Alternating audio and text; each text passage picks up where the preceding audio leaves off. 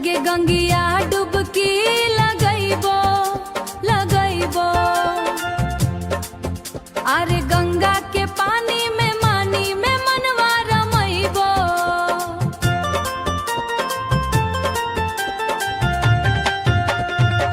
भोले बाबा के नाम जपैबो हर दुख राज भुलैबो। हर दुख दर्द आजक भुलैबो। सावन के बदरिया छाय गइल भक्ति के बरंगवा छाय गइल।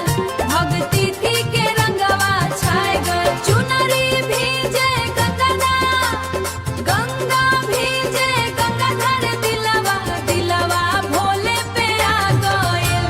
हे दिलवा भोले पे आ गइल।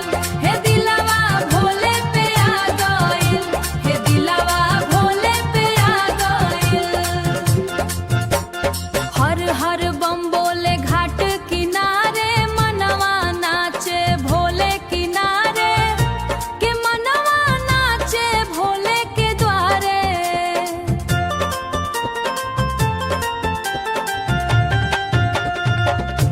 कावड़ सजा के गीत सुनैबो सुनैबो।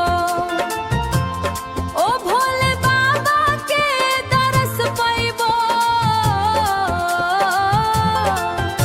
सावन के बदरिया छाय गइल भक्ति के बरंगवा छाय गइल। भक्ति थी के रंगवा छाय गइल। चुनरी भीजे गंगा चुनरी भीजे गंगाधर दिलवा भोले पे आ गइल। हे दिलवा भोले पे आ गइल। हे दिलवा भोले पे आ गइल। हे दिलवा भोले पे आ गइल।